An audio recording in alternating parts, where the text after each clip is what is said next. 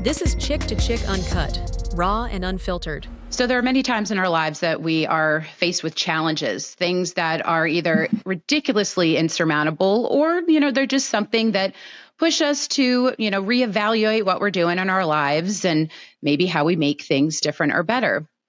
But oftentimes the challenges that are the most profound and change us in a way we never saw are the ones that leave obviously the most lasting impression, and the ones I find have an incredible story behind them. And joining me today is a friend of mine, John Ulsh. And he's one of those people that has a story that I think is pretty darn incredible. John, thank you so much for joining me today. Well, thank you for having me, Carrie. So let's just start with, who is John? I mean, I've known you for many, many years, but let's tell the listeners who you are. Sure. So I live here in central Pennsylvania, live in Carlisle. I am 53. I have been married for almost 31 years. My wife, Tanya, and I have two kids. Our oldest, Katie, is 26, and our youngest, James, is 21. He is entering his senior year at Villanova. Grew up, Tanya and I, my wife and I, both grew up in Millersburg, Pennsylvania, a little rural area north of Harrisburg. Moved to Carlisle 31 years ago and raised our family here. I run a real estate team with Keller Williams here in central Pennsylvania. My wife, Tanya, runs Mounts Jewelers. And we have, raised our family here in central PA. So some would say you're pretty much, typical guy, typical, family man. Most things in life have been relatively typical, would you say? Yes, yes. Until I was 36 years old, my life was pretty typical. And then my life became very not typical, but yes. Yes. And that leads us to what we're talking about today. So you had a typical experience on this particular day. You've done something that I've done with my own children, and that is you've gone to a swim meet, you watched your kids swim, everybody's excited, what a great time, everybody's exhausted, and now you are on your way home. And this is where things became very not typical for you. What happened on that day? Yeah, so it was December 1st, of 2007. And so our daughter, Katie, was 8, and she had been swimming for the YMCA in Carlisle. And our son, James, was 4, and she had a swim meet. I think it was her first meet of the season, and it was James Buchanan High School that would be south of Chambersburg, almost in Greencastle. So we had an early morning. At that time, I was a marathon runner. So I'd gotten up that morning, cold, crisp December morning, ran 12 miles before I got everybody out of bed. We were on the road by 7:30 to get down to James Buchanan for a swim meet. As you know, you've been in a lot of these old swimming pools. It's sort of like a Russian sauna in there. It's hot and sticky. It's a hot box. So, we're stripping layers down. I'm in a pair of Crocs, taking the socks off just to try to manage the temperature in there. James, our 4-year-old, we kind of bribed him that if he behaved himself at the swim meet, we'd go get a Christmas tree when we were done. So Katie swam, and Katie had been swimming since she was 6. So she was now 8. She was the top of her age group. So it was her first meet, and she had taken 4 blue ribbons home. So we were pretty proud that it was a good swim meet. She swam an IM for a little 8-year-old. That's 4 laps on a 25-meter pool. So we were pretty proud of her. And so we were pulling out at James Buchanan about 1 o'clock in the afternoon. Typical swim meet situation. When we had come in, we came down through Chambersburg and on Route 16. And when we were leaving, Tanya said, why don't we drive the other way, go over by Mercersburg? Maybe they have Christmas decorations up at the academy, and we'll get on 81 in Greencastle and we'll go get a Christmas tree. So instead of turning left to go the way we came, we turned right. And about 15 minutes later, a car coming the other direction crossed the center lane of a 55-mile undivided highway. No skid marks on the road, and the police estimated our impact speed to be 125 miles an hour. Oh, my God, John. So yeah, if you hit a telephone pole at 70, the impact speed is 70, but two objects moving in opposite direction take the combined speed. I learned a little physics when I, eventually that, so no skid marks. Did you brace for impact? Did you see this I have no memory whatsoever. Honestly, the last thing I remember is my wife, Tanya, pointing out to the kids that they were blowing snow over at Whitetail ski area and that we could probably go skiing next week was the last memory I have. So you didn't go skiing that following week.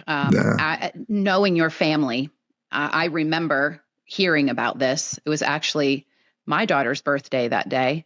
And I was about a month or so due from having our third child. And I remember it was a total gut punch. All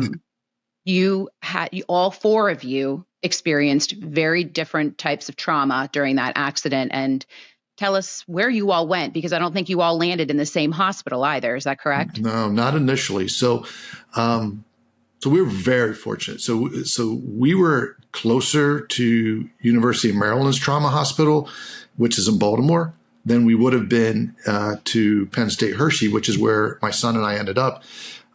What ultimately saved my life was the Lifeline helicopter that they keep in Carlisle, Pennsylvania. So Lifeline has two helicopters. One they keep in Hershey at the hospital, and one they keep in Carlisle. The one in Carlisle is there just to reach down into that part of Franklin County for the sole purpose that there's not a lot of medical down in that area.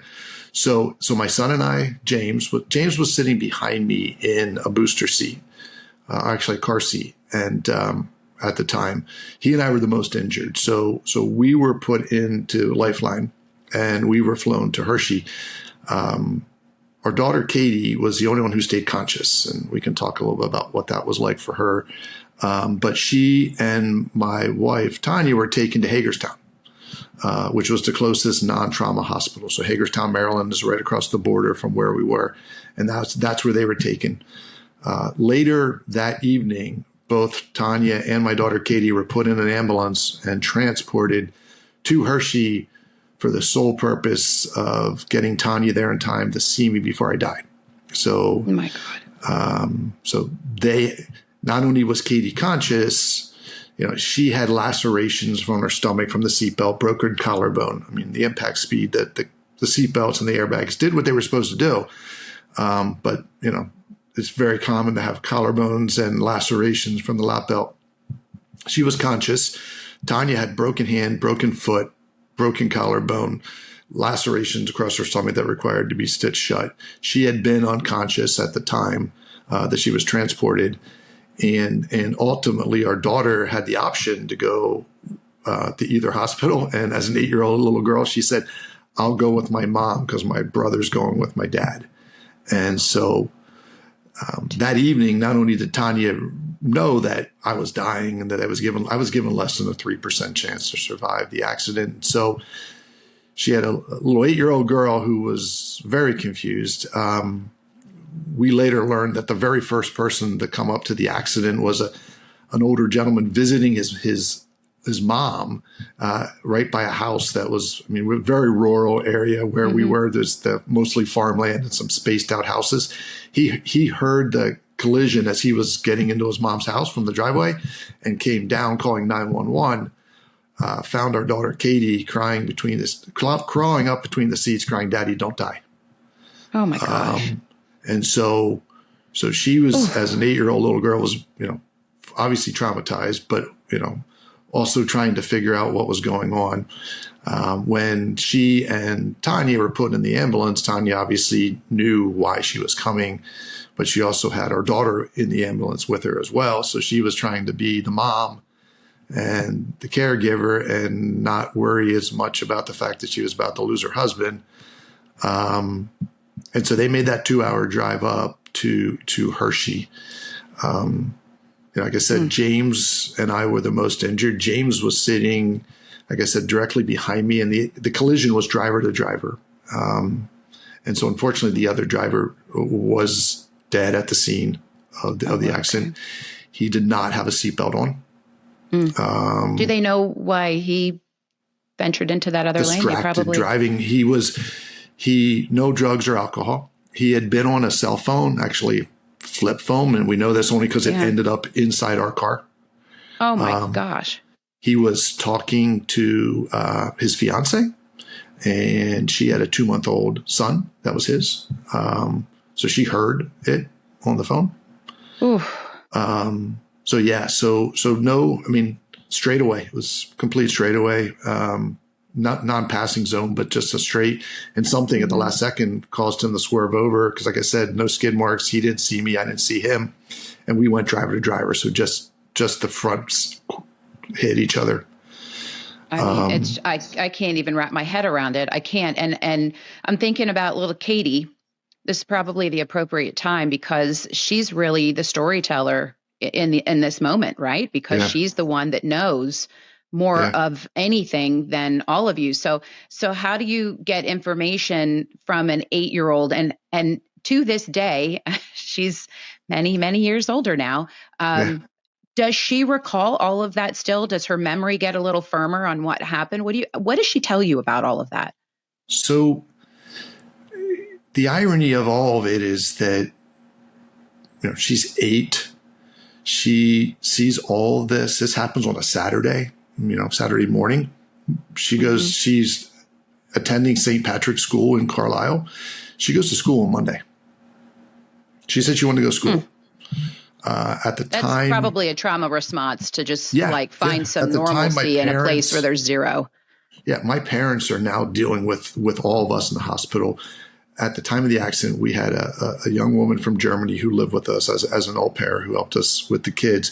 And Katie went home with her on Sunday, and Monday morning she went to school. Now, ironically, again, to my story, I was in a coma for 18 days. So all that is going on during this period of time, I'm not dealing with. Tanya's dealing with all of this. My parents are dealing with all of this. Tanya's brothers are dealing with all of this. James is in the hospital for 15 days, which is, as a 4-year-old is a really long stint in the hospital. For him, my seat came back and broke his fibula and tibia in his left leg, snapped it right on the growth plate. And then the lap belt never cut his skin, but ended up severing his small intestine. So he was actually in Hershey, legs set, and then he started throwing up, and they scanned him and realized his bowel had been ruptured and he was going septic, but never cut his skin, just being this little kid that he was. Fortunately, they were able to go in and reattach his bowel without giving him a colostomy temporarily or any of the other types of normal procedure they would have to do. So he spent 15 days. When Tanya and Katie got there, Tanya got admitted into the hospital. Katie cried not to be admitted and taken away from her mom. So somehow they were able to convince Hershey not to admit her because she would have had to go into the children's wing of the hospital. And be away from everyone. Yeah. And so that first night, my father slept on a chair in Tanya's room with Katie, so that Katie could stay with them. And yeah, I mean, I showed up completely unconscious. James was unconscious. So, like I said, I was in a coma for 18 days. So a lot of what happened in that transitional time, our son got out and I came out of the coma 3 days later.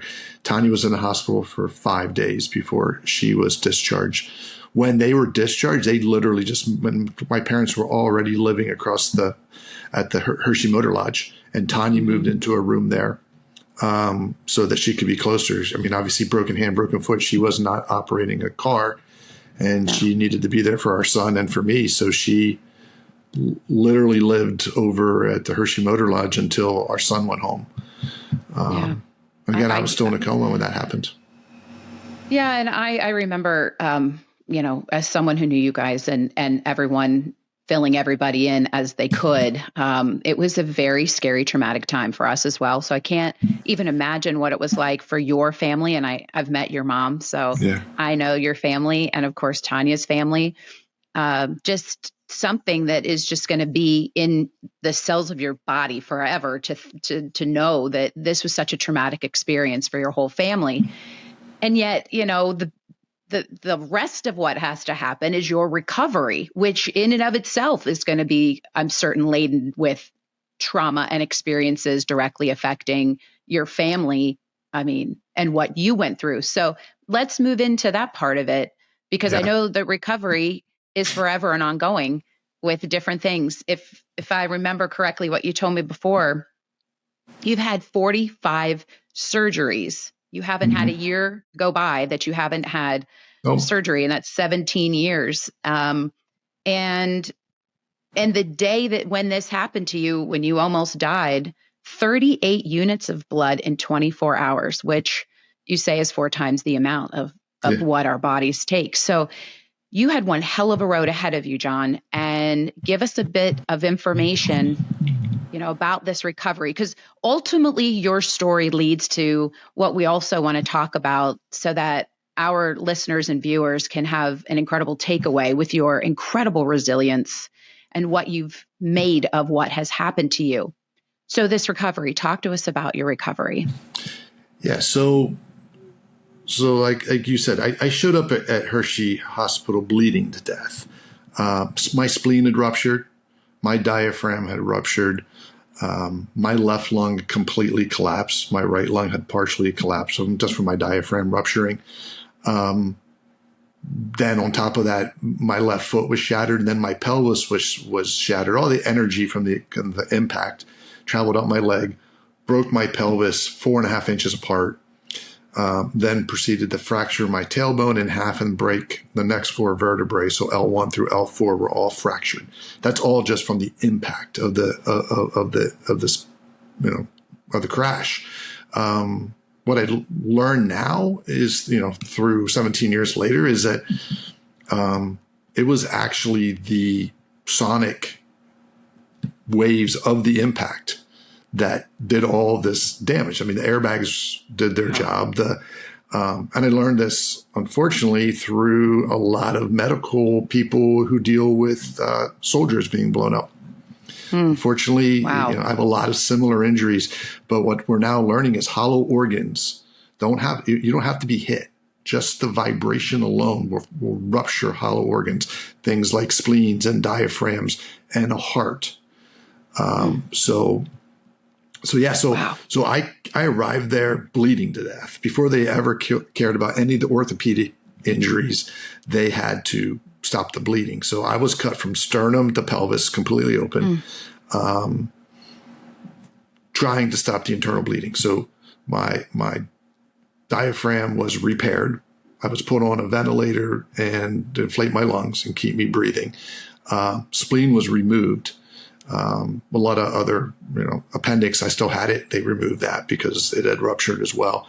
But yeah, they kept me open for 3 days, just trying to stop the internal bleeding because they weren't sure how many places that I was bleeding from. So yeah, I took, at the time I was 185 pounds, and doctors would tell me I basically took 4 times what my body would hold in blood bleeding out. So I'm a O positive. I'm also can only take O positive. So I also put a pretty good hit on the blood bank at Hershey. So fortunately, we tried to replace that later by getting them as much blood and blood drives as we could. Yeah. But yeah, so I spent 3 days open. Then they decided the cost of infection was going to be too much of a risk to continue to leave me open. So they sewed me shut, but they couldn't pull my abdominal muscles closed because I was so swollen at this point that they just pulled the fascia layer closed, which is just the top layer, sewed me shut with big blue sutures like your grandfather would have had from open heart surgery. There was no plastic surgeon in there making a nice clean scar. And assuming that I lived, they knew they'd have to go back in later and fix it.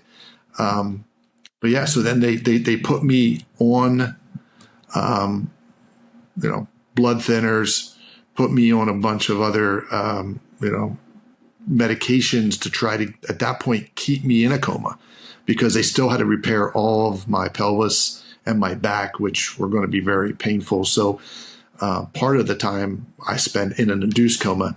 So to repair my pelvis, doctors will later say your pelvis is like a lifesaver. You can't just break it on one side. It's got to break in half. So the back of my pelvis was also broken. So Wow. They took a steel rod, put it through my left leg, hung a 30-pound weight off of my leg, let my leg dangle, and over a 3-day period of time, let my pelvis pull itself back down.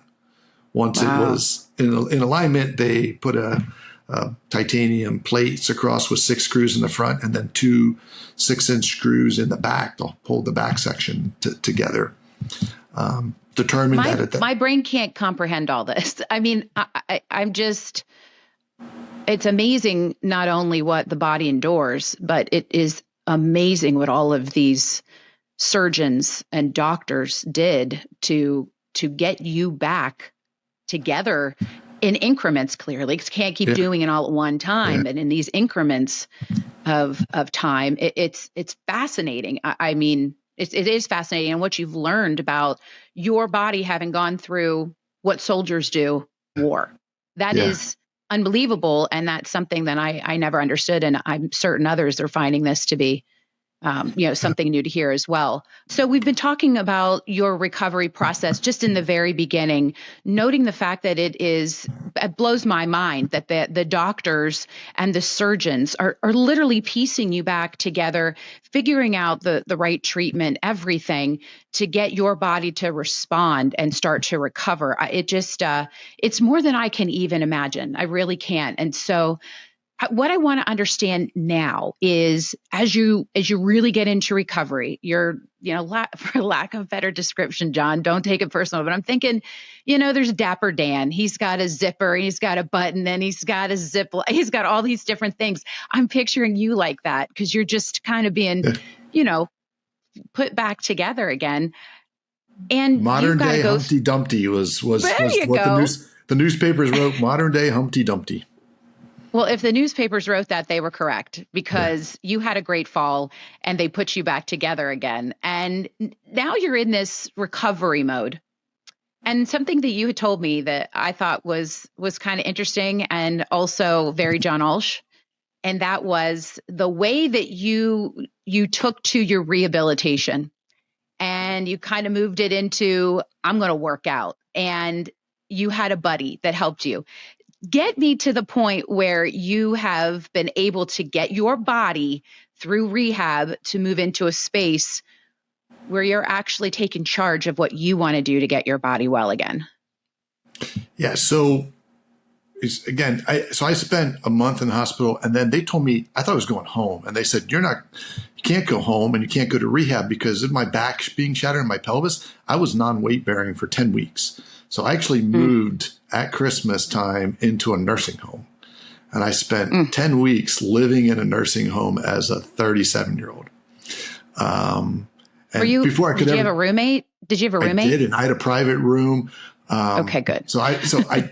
I've spent a lot of time talking to students to go and become nurse aides because fortunately a lot of them do end up in nursing homes. And I was somebody who actually was on the way out of a nursing home, not moving into a nursing home. And so I learned a lot about, how to be taken care of in an environment where I could communicate, whereas I wasn't, elderly. And so I spent my 10 weeks there before I could ever go to rehab. My rehab goal was just to come home. I was at 14 weeks that I hadn't been home in my own house to put my kids to bed. And so when I got to rehab, even though I couldn't really do a ton of rehab in the nursing home, I was in the rehab wing of a nursing home. I had stretchy bands tied to my bed from the moment I arrived there, knowing that if I was going to be in a wheelchair, and that's what I thought I was going to be because I couldn't move my legs from the waist down, couldn't use my left leg at all at the time, that I wasn't going to have my kids pushing me around in a wheelchair. So even though I had gone from 185 pounds down to 160 pounds at that point, I had stretchy bands and I would work out in my bed until I was able to get into a special wheelchair. And then I could go to the rehab and use the cable machines there, to the point So that when I got, did you decide that on your own? yeah, I mean, was that you saying, I want stretchy bands because yeah, this is what I want to do? yeah, Okay. because I mean, I knew enough to know that if I was going to be in a wheelchair, one, my ego was not. At the times my kids had to push me around the nursing home in a wheelchair towards the end, it was super difficult for me. I mean, I have at that point I have an 8-year-old pushing me around in a wheelchair, and so I needed to. I mean, again, lung collapse. I was a marathon runner, and then I couldn't breathe. And I'd be out of breath just to be sat up. I mean, I passed out the first time I sat up. Wow. And so when I finally got into rehab, I just made it my goal to be able to climb some stairs. And I was supposed to be there for weeks, and I was there a week. And because I literally was to the point where I could hold myself up. I was still non-weight bearing on my left leg at all. So I could hold myself with a crutch and a rail. And I eventually was able to do 12 steps, which was literally what I needed to do to come home and get to my bedroom, because our first floor was not handicap accessible at all, did not have a first floor master bedroom, did not have a first floor bathroom that was handicap accessible. There was no way I could function in my house in a wheelchair. I mean, so it was my goal. And so literally I got out in a week.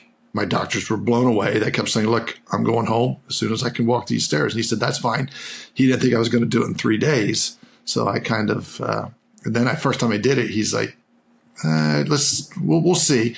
So I did it the next day. And then I said, look, I'm going home.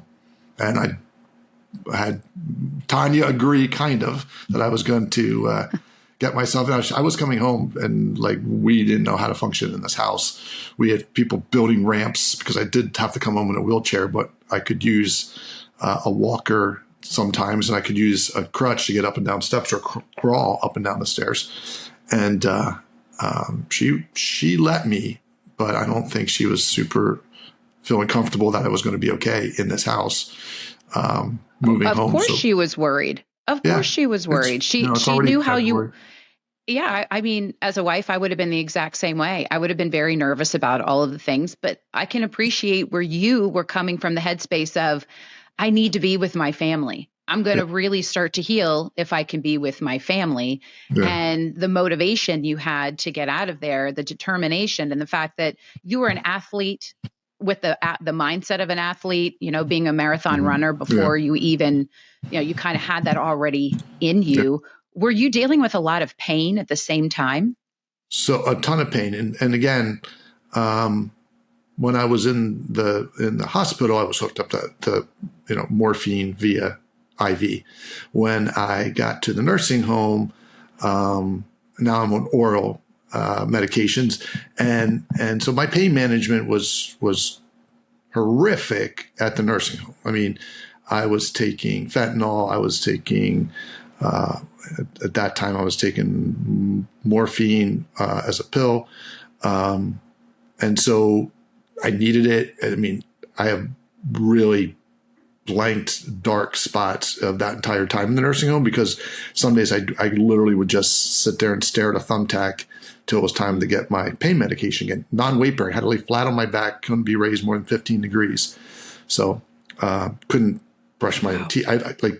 I jokingly say now, when I talk to a lot of the nurse aid programs, sponge baths are overrated. They're not as exciting as you think. I couldn't do anything. I mean, I literally couldn't feed myself for 8 more weeks. I couldn't even get out of bed at all. And so, the drugs were very necessary. And this is, again, 17 years ago. We didn't have the whole epidemic at that point. So I was, freely given them for years.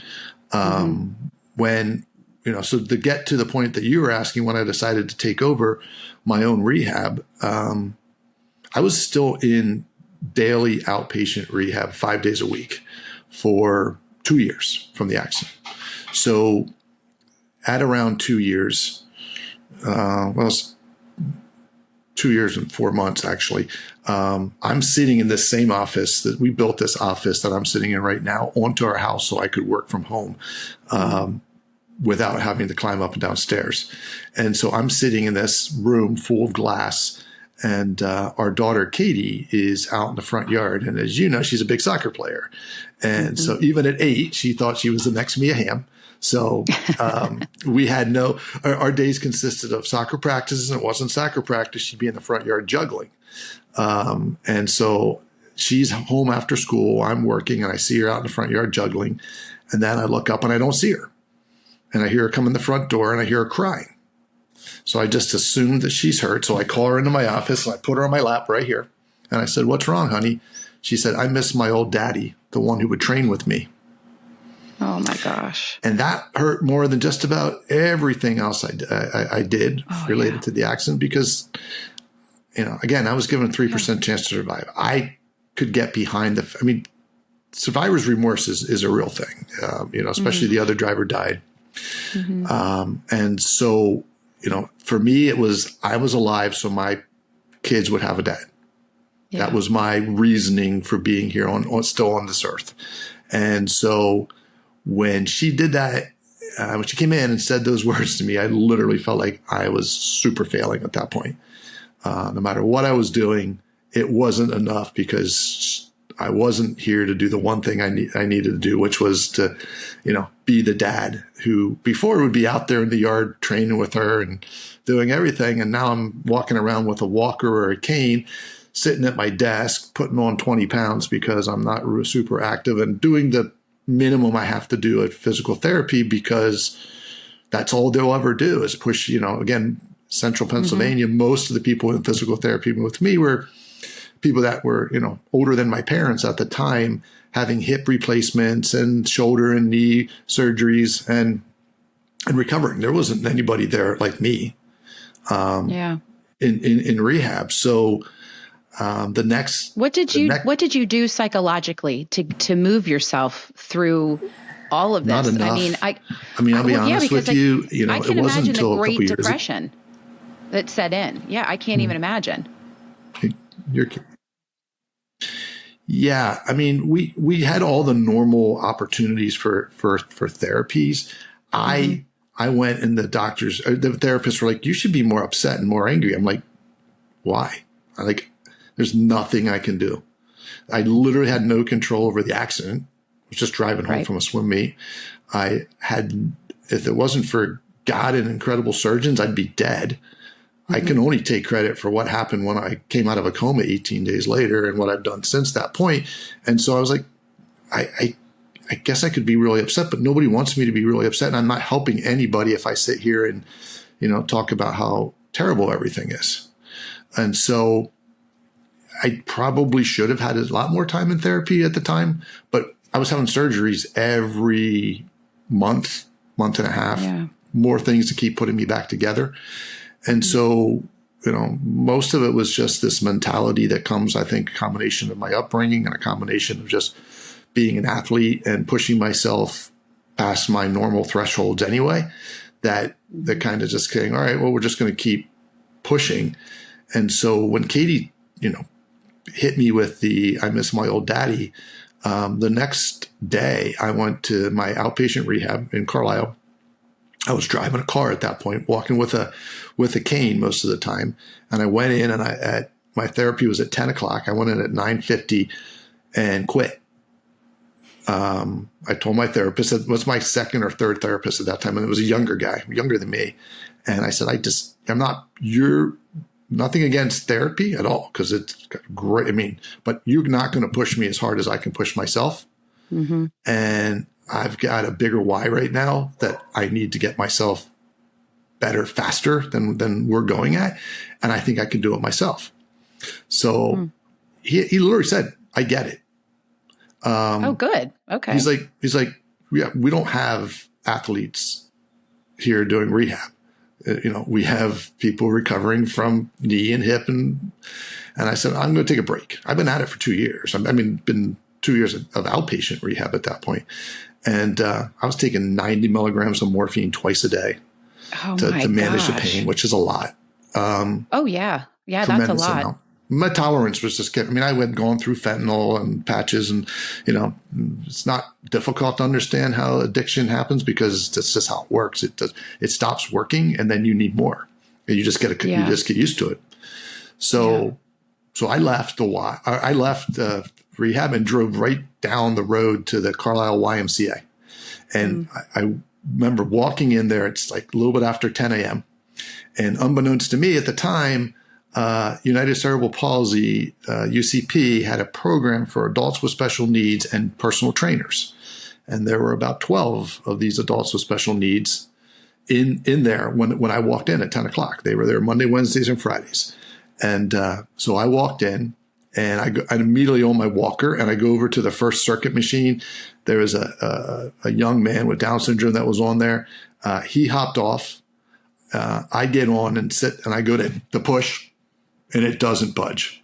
I was a fairly strong young man before the accident, and now I'm like pretty much weak as can be. And so I begrudgingly reach down, move the pin up like 5 spots.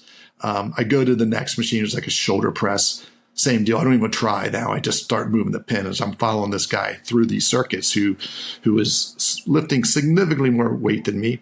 I get through 4 of these. I'm like, this isn't good. I'm not enjoying this at all. And I see a recumbent bike sitting over there, which I had done in therapy. I was like, all right, I'm going to take my walker, go over to the recumbent bike, and I will sit on that thing. So I sit down on the recumbent bike. Sitting beside me is a young woman with Down syndrome sitting on the recumbent bike. I set mine. I start going. I look over. I have mine set at a 4. She has hers set at 6. I'm in like 7 minutes and I'm exhausted and drenched, and she's got 25 minutes on hers. And I'm like, this is not good. So I literally leave, and I remember being back home at my house, and it's not even 11 a.m. yet. And I call my wife and I say, I quit rehab today. And she's like, you did? I'm like, yeah, I decided I'm going to try to do it on my own. I went to the Y. It didn't go really well. There were a bunch of people with UCP there, special needs adults who were like doing all this more weight than me, and I couldn't do anything. And I feel really bad. And she's like, okay, well, don't forget to get the kids at 2:20 when they get out of school. You know my wife, so you could just. She gave you no time and said, "Get over it, go pick up your children." But don't forget, you have to pick up the kids at 2:20 today. So that night I go to bed, and I don't sleep well, especially back then. I was just a lot of pain all the time, and wasn't comfortable. So I was used to waking up in the middle of the night often. And that evening, and then into that next morning, I woke up like 3 a.m. And the first thing I thought was, my God, my shoulder hurts. That's not exactly the word I said. I probably used some profanity at the time. And Tanya's like, looks at me like, why are you waking me up? And why are you telling me this? I'm like, my shoulders really hurt. She goes, okay. I said, that's because I went to the gym. Yeah. And for the first time in almost 2.5 years, I literally woke up. Not the very first thing I didn't think was, oh, my legs are killing me. My back hurts. My pelvis hurts. All the pain stuff that I was dealing with. And I all of a sudden realized that, I could have some control over my pain, which on some levels is probably a little unhealthy. But at the same time, for me, I learned that there was pain I could control and pain I can't control. The pain I can control can be used for positive things like working out or making myself stronger mentally. And the stuff I can't control is out of my control. So it literally went back to the Y the next day and started working for the next year, 3 days a week with the same adults with special needs. And you made a friend, didn't you? Or several? Had a bunch of friends, but Danny was one of the guys that I met in the first. He was not the one there day one. That was someone else, because a lot of people think that was Danny. But later, probably in the first month or so, I'm back, doing the circuits. Now Danny's in front of me going through these circuits, and when I get to the last one of the 10, Danny and his trainer are standing there, and so I get off the machine, and Danny comes up to me and says, what happened to you? And I thought I was giving him the easy answer. And I said, I got hit by a car. So he looks at me and he goes, poor car. and his trainer just starts laughing. And then I pull up my shirt and I'm hanging on the side of my walker, all sweaty, and I show him my scars. He goes, "Oh," he said, "You'll be all right." And then he reaches over and picks me up off the ground. Danny's a big boy. And just starts bear hugging me. Like I literally had every one of my ribs fractured, and I thought I was about to fracture them all again. And he sets me back down, and then he says, "You just need to be big and strong like me," and then proceeds to go like this way to this way and start skipping out of the gym. Okay, then, yeah. So Danny becomes my new lifting partner most days for that first year. Whenever I would come in there, he'd come over, he'd like knuckle bump me. Come over and say, "Oh, we're gonna work out." And then, what was interesting is again, getting to work with adults with special needs in the gym environment, was both humbling and at the same time a realization that, I was handicapped. Like I was legitimate. I mean, I had a handicap placard, but I thought it was just so my wife could get us closer to my medical appointments and get me in and out. I never really thought about the fact that it was a lifetime handicap placard, not a 1-year handicap placard. And that realization, was both difficult and at the same time somewhat reassuring that I was at the right place, working out with those people at the time. And I started making really good progress. I mean, when I let go of the goals, which was also interesting, because again, everybody that I worked out with from UCP, they just loved to work out. Like they weren't there to get stronger. If they got stronger, great. I mean, Danny was a big, strong boy. But it was interesting because they taught me more about how to build, a goal that wasn't so driven on this whole concept. Oh, I'm going to walk again. I could, I'm going to do this at this time. I'm going to do this at this time. And as soon as I let go of that and just started to just show up and just be purposeful in being there, it just got significantly easier to achieve stuff, because now it wasn't just sitting there with this timeline and this high expectation that I was going to be able to do, stuff I could do before, because I was never going to be the same ever. It wasn't going to happen. And so that started that's led me to going to get off narcotics, to learning how to manage the pain, because the pain wasn't going to go away. I was at that time 39 years old and taking a ton of narcotics, but I needed it. I needed to find another alternative to manage pain that was going to allow me to function. Again, with the sole goal of wanting to just be a here for my family, and drugged out, narcotic dad who couldn't remember anything anymore wasn't going to also fix the problem either. So that became my next journey. Yeah. I just sit here and reflect upon all the things that you've said, and you don't make it sound easy, but you make it sound so manageable. I mean, you really do. And I'm certain that's just your storytelling over the years of how you're able to get it out. But I don't want to be dismissive of that, because I think that you have such great character and resilience. It's just part of who you are, John, that you were able to get through this the way that you did. I don't know that a lot of people possess that, or don't know. They don't know they possess it. Like you did. You had been a marathon runner. You have always been a go-getter. So there's always a part of John Ulsh that was like this. But this was the John Ulsh being tested of how far you will go with it. And so for the people who are watching and listening, and they're sitting back there going, "There's no way. I couldn't do that. I don't know how I would ever achieve that. I don't know, blah, blah, blah." What is it that drives you? Because you do motivational speaking, you have, and then I want to get to something really special that you're going to be putting out there. But what drives you to be able to communicate and want to communicate with other people and get them past and through challenges that really halt progress in their lives? So it started for therapy for me, to be honest with you. Again, I wasn't great at doing therapy. So for me, journaling for my kids, so that my kids, because again, my kids were 8 and 4, like they couldn't understand what I was going through, but other than their dad wasn't the same person, right? So because of the narcotics and because of, 45 surgeries. I've had anesthesia 39 times. So, wow. Even though I had no head trauma from the accident itself, the drugs, the anesthesia, just the general, process of going through all these surgeries has taken a toll. And so I started wanting to keep notes of it, right? It just started as simple as that. Just because our family survived, a lot of media picked it up, especially locally.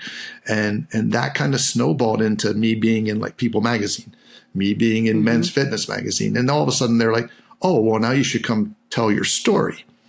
So I did a lot of, 1 hour keynote breakfast talks, and I enjoyed it. It was great to try to give something positive from our story back to people. I'll be honest, every single one I've ever done, I immediately either get back in my hotel room or back in my car and take a 1 hour nap, because it is mentally draining to me. But I'll be at this level the entire time until I'm done. And then the decompression happens and I'm just exhausted. But to answer your question, so it's 17 years and really a lot of what I know how to overcome setbacks and adversity through trial and error. A lot of it was okay, we're going to do this. And if this works, we're going to keep doing this. And talking to a lot of really smart people. I mean, I've had great doctors. I've had doctors I had to fire because they didn't believe in me. And I just kept saying, I'll find a doctor who does, and then we'll go forward again. So there was a lot of things going on through the first, 10 years in which I kept building more and more systems, not knowing I was doing it. It really just came out of, it wasn't really until recently in the last few years, as part of my, speaking and coaching other people, that I really started to build these principles out and say, well, this is what I did and this is why I did it. And then I did it, and I took this step, and it's really 8 steps. And now that I really can say, oh yeah, well, this is the 8 steps that I think everybody who has a setback, anybody who wants to turn an adversity into something positive can go through. And I think it doesn't matter if it's physical, relational, work related. They're all just a skill set and that you just have to keep working on. And so, like I said, I had to learn a lot of things the hard ways. And I've had a lot of these surgeries that I've had now over the last 10 years, particularly, have all been to save. Like I've had the last 11 surgeries to make sure I don't lose my left leg. Wow. And every time I think I'm making progress, I get another big setback. I had a huge setback a couple years, right? Like a year afterwards, they found a hole in my heart. I was the only person in the world that they knew at the time who had a traumatic VSD, a hole between the right and left ventricle, because it wasn't there. And then it opened up. And now we know, unfortunately, again, from actually a lot of Israeli doctors who are dealing with a lot of soldiers being blown up, that the heart is also one of those hollow organs. And so they're now finding soldiers with similar, but they died from something else. So, I should have died from something else. So long before that hole in my heart ever opened up 6 months to 9 months after the accident, they're not sure. All the other things should have killed me. So, but they didn't. And every setback just kind of is another thing where, there's been times where I've spent months trying to get myself in the right headspace again because of a setback. And it really isn't until, I learned to understand to give myself a little bit of grace and give myself a little bit of patience with myself that I could get myself back. Anything you train at, particularly, so I spent a lot of time in the gym building my body to hold my frame together. And, like running or any of those things where you take time off and then you have to go back. It's so hard to go back. And so every time I would be put down for medical reasons, or do I really want to go start kind of, 2 steps back again instead of, and start to try to rebuild again. And sometimes I'd go 6 months and nope, not ready. Which really is the first pillar that I talk to everybody about, like commitment. Commitment is huge, but we're not always ready to commit. And that's okay. Like if somebody else is telling us, our doctor, our spouses, our significant others, our family, that we need to do something, but we're not committed to it, just because, it sounds right. Smoking, we all know smoking is bad, but there are people who smoke and they're just not ready to quit. And so, right. I talk a lot about it's okay to not be ready, because eventually you will be, particularly if you can allow yourself to understand that you're not now. You don't have you don't have the support right now. You don't have the time right. Like, you've got to have, the opportunity. And again, I was fortunate that, our family was stable enough to allow me to rehab hard, to not try to figure out how we're going to pay the next bill on our businesses or our own family businesses. And they run well because we put the right people in the right places and have the right team behind us. And so that's the other part. Like, I was fortunate. I had a great support staff, my parents, my wife, friends that were there. I couldn't drive for a year. So, I had really good people around me, and not everybody does. And that is also, a big reason why I try to help others now, because I want to be that person to somebody who needs that support right now, because I know what it's like to be there and have to push yourself, and without somebody behind you giving you at least encouragement, it's hard. For me, I got lucky. I got a bunch of UCP adults with special needs who are big at celebrating. I mean, I will tell you, all the people that I deal with, that, from UCP, I just, every time I'm like, they're the happiest, the best celebrators. They come from, no ego whatsoever.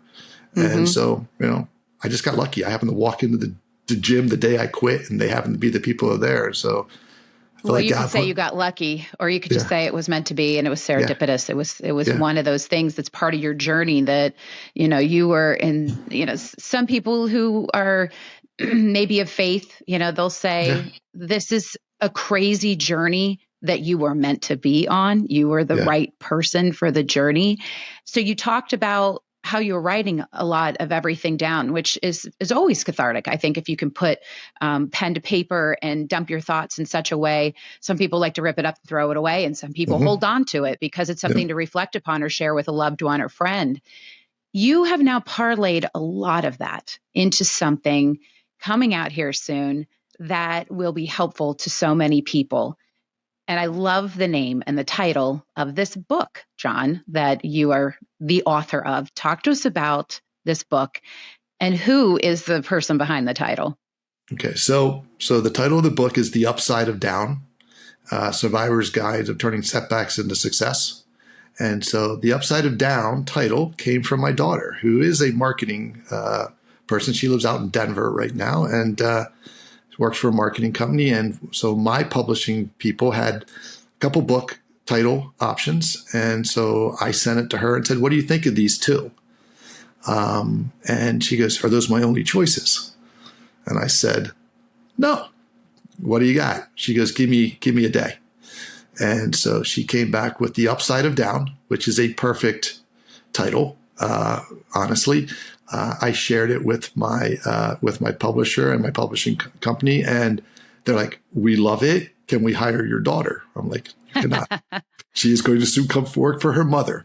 But yeah. So this book came out of my memoir that I wrote 14 years ago, and I was going to publish with another publishing company, and ultimately a combination of me speaking around the country, particularly most of the U.S., and traveling a lot, and missing soccer games and missing lacrosse games, and saying, again, you are away from your purpose.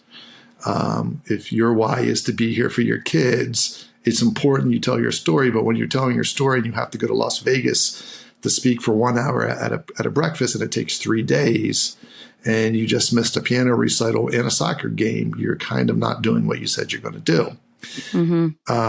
So I started to back down the speaking. my publisher and I were having difficulties coming to terms with what my book should be.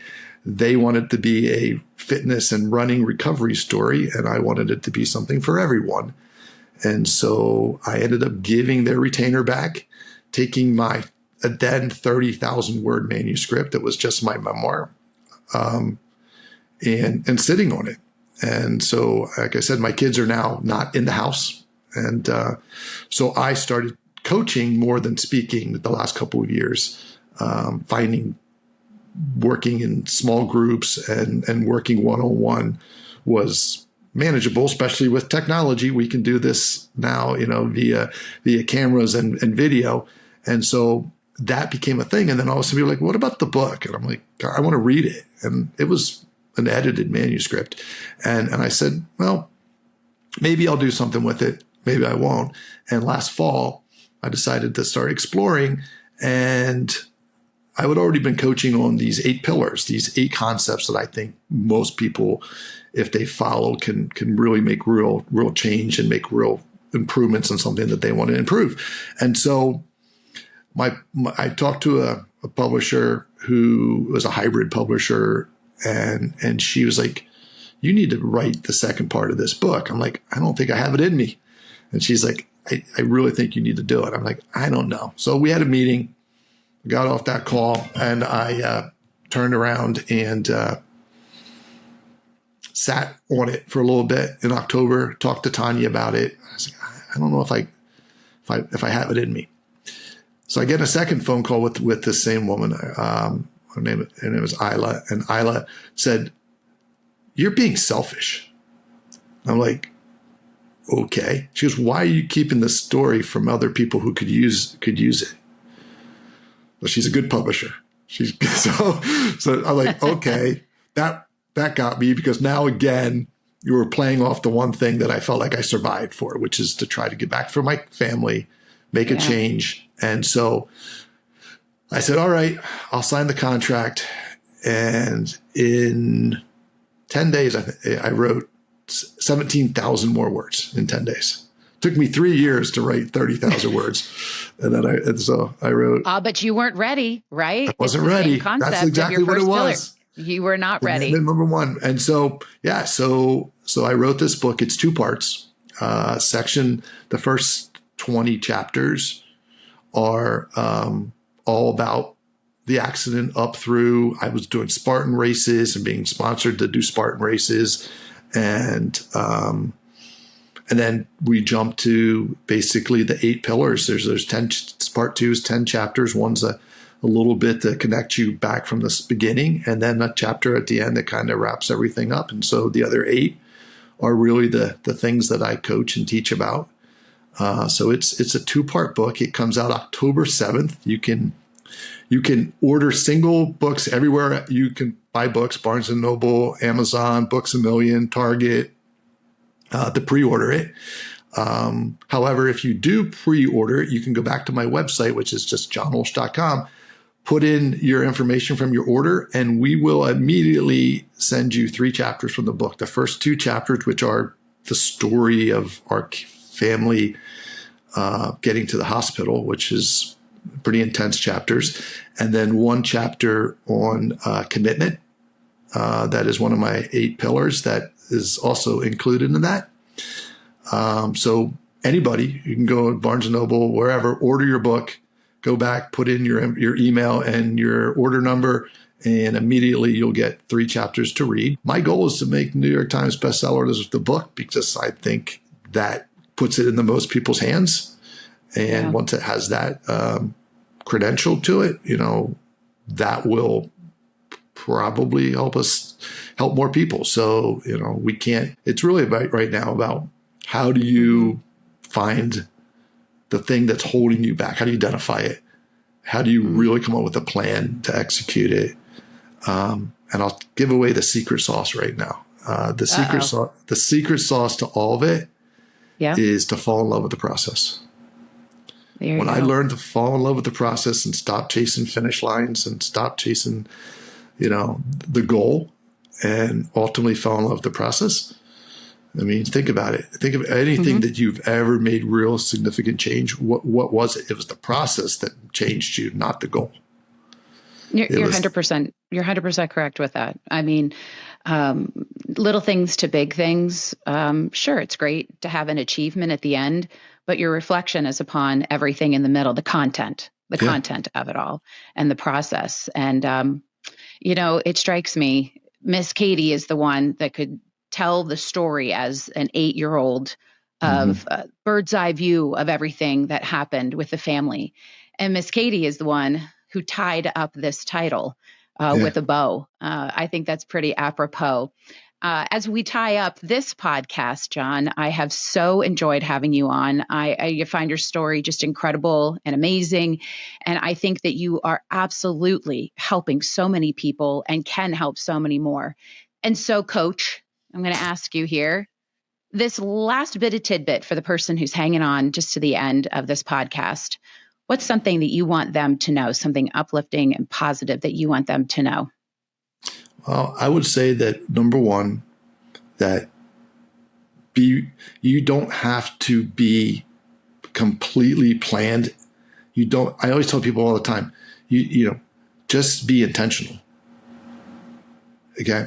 The first step is, life is a series of just first steps, right? It's just, you make a first step. That's the hardest. I mean, I literally read a whole pillar on just the first step because the old saying, paralysis by analysis, right? We can spend so much time planning to the point where we don't want to make the first step because we don't think we're ready. And I tell people all the time, just take the first step. You don't have to be perfect. Or you don't have to be perfect. You just have to be purposeful when you do so. And then just remember, life's just a bunch of first steps. So, you can kind of see, I've got guitar. I wanted to learn to play guitar a couple of years ago. So what I did is I literally surround myself with guitars, and I have no remote control to the television that sits right here. The remote control is upstairs. I have to go upstairs to get the remote control, but I can pick up a guitar as soon as we get off of this call. And so take away your stumbling blocks. I slept in my workout clothing the first year every night because there was one less thing that stood in the way. So just, I would tell everybody, just don't have to be perfect. Just be purposeful. I love that. I love that, John. Thank you so much. I appreciate your words of wisdom. I appreciate your vulnerability and telling your story. I appreciate you taking the time with me today. So thank you so much for being on the podcast today. Well, thank you for having me, Carrie. It was great.